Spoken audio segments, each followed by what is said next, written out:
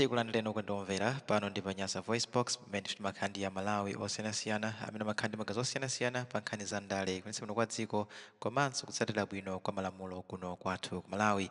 Ndiye pano tabwera ndi mawu a Bambo Isaiah Sunganimoyo amene wandithu amachikonda chipani cha Malawi Congress Party komanso kuti amveka mbuyomu kuti amafuna kukhala MP kapena kuti Member of Parliament phungu wa nyumba ya malamulo kudetsa West pamene pandithu wakhanga kuti apikisana nawo pa zisankho zimene zikubwera mu 2025. Ndiye iwowa akundifuna kuwauza Malawi kuti yayi mukamafunsa mafunso amene zinthu zikuyendera kuno ku Malawi muwalole kuti adziyankha mmene iwowo akuonera kuti zinthu zikuyendera kuno ku Malawi, musakakamize kuti adziyankha mmene inuyo mufunira. Akuti ena ake ku Malawi kunoko amafuna kuti basi munthu akufunsa mmene ndale zikuyenda ku Malawi kunoko udzikhala uli busy kunyoza boma. Ndiye akuti ayi iwowo atusadzingomanyoza boma chifukwa kuti ena ake akumanyoza boma, iwowo adzikamba zinthu mmene akuzionera kuno ku Malawi. Akuti iwowo si Boni Kalindo, iwowo si Bakili Muluzi TV, iwowo si JP komanso iwowo si Conrad Mtanyiwa. Akuti anthu amene wawa ndi anthu okuti saganiza, mitu yawo sigwira bwinobwino chifukwa kuti daily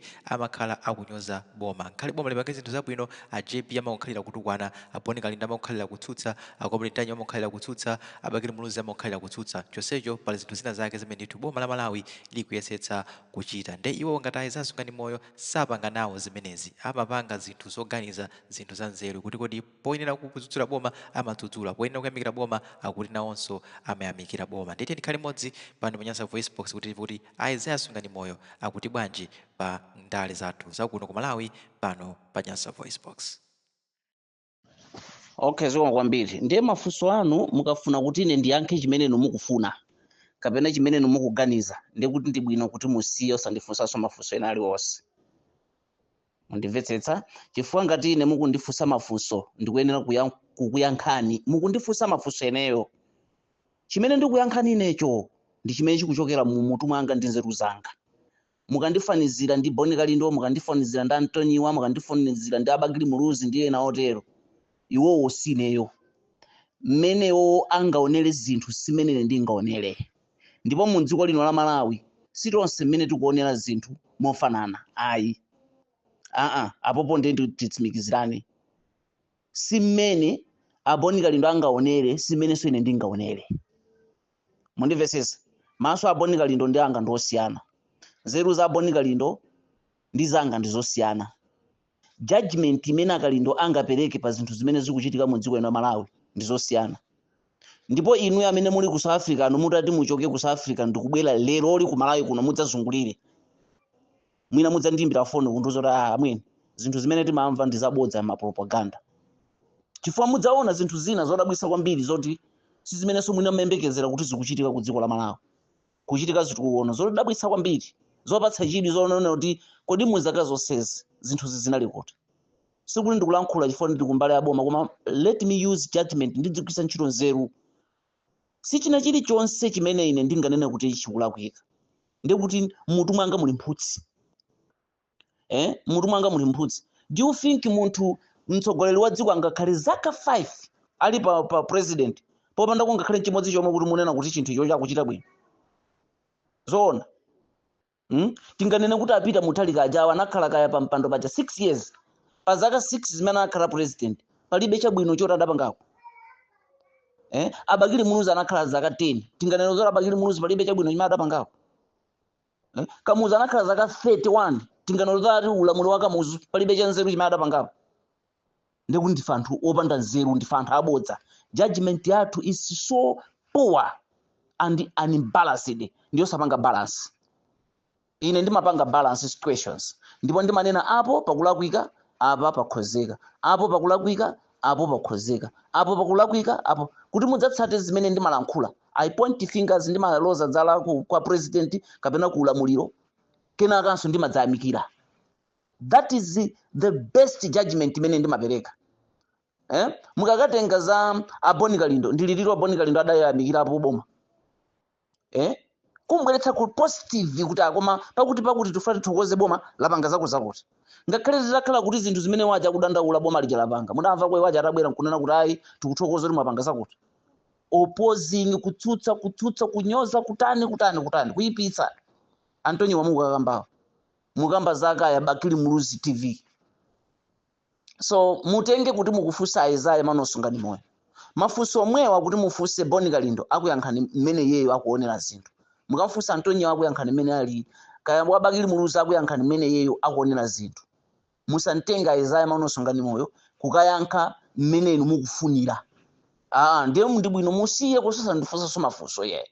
Mundilole mudzimvetsera mafunso anga mayankho amene ndikuyankhani. Chifukwa mafunso inu mukundifunsa ine ndikupereka yankho. Sono ngati inu mukudziwa kuti kale muli kale ndi mayankho anu okhoza. Ndicho bweranso kwa ine kudzandifunsa mafunso ndi chani. Chifukwa mukudziwa kale za ine kuti ndili mbali ya boma, kaya mukudziwa kale za ine ndimakhala mbali ziwiri. Amalawi pamene akulira ndaonadi kuti koma kulira okoko nkoona. Ndimalowa pamene pacha, ndimayankhula. Kuboma apalachita bwino, ndimalowa mbali meje ndikuyamikira. I'm not a stupid person. Sindine munthu wapanda nzeru yaye. I have a very good judgment. Ndifuna ndikuwuzeni zimenezi. Ndipo sindinguyankhula kuti ndale chifukwa sitidya ndale. Amalawi samadya ndale. Ndale zopusa, ndale zochitsiru, ndale zopanda nzeru, ine sindipanga nawo. Ine sindipanga nawo chifukwa ine ndimagwisa ntchito nzeru zanga sindigulidwa. Ngati mene mukakambirana nawo. Enawo they speak kuti they should get something. Ine ndimalankhula. Kunlankhula. Andi palibe wandala amene akhoza nduzonora ndakupatsa ndalamo dadi. Kulibe. Chifukwa ndimalankhula zimene ineyo ndikuona kuchokera mu nzeru zanga ndi maso zimene ndikuona pa kuchitika chani mu dziko la Malawi. Ndifuna yana Malawi akuvutika. Ndifuna chani pali mavuto awawa. Mavuto awabwera chifukwa chani. A good judgment. Osangura stupid thing.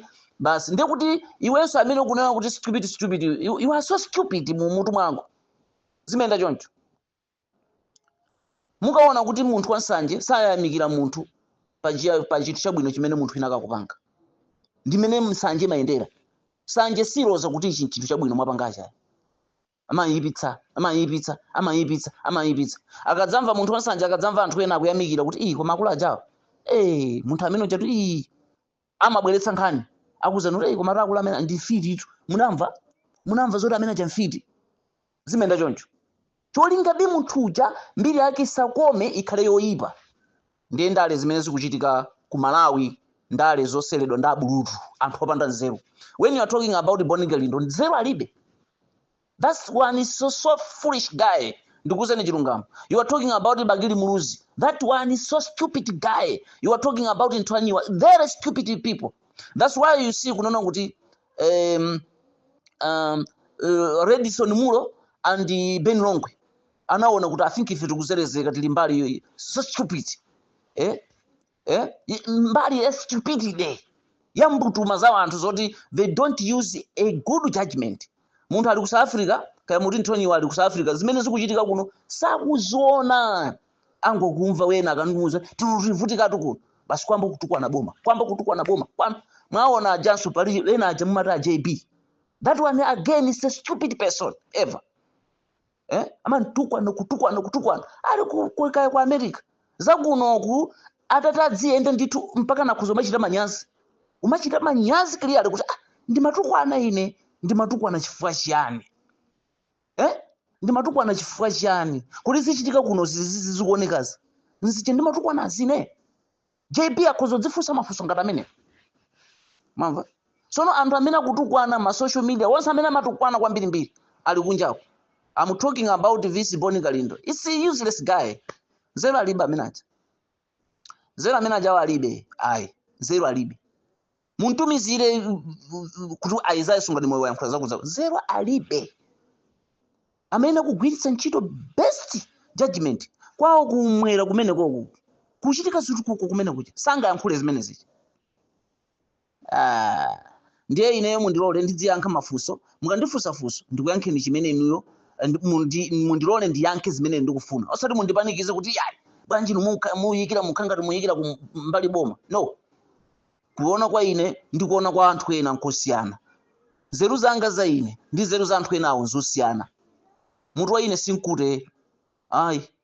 Mutu wa ine sinkute. Ndimakhala best judgment. Ndifakenso mukandipeza ma WhatsApp group. Ndimakana za nonsense. Ndimafuna ndidzigwisa ntchito nzeru zanga kuona ndikuganiza. Osati kumvera ma WhatsApp kutolera basi ndiwamba zimene zothamanga nazo sindipangane zimenezo ndi sai zaya mano sukumandimona ayi zikoma kwambiri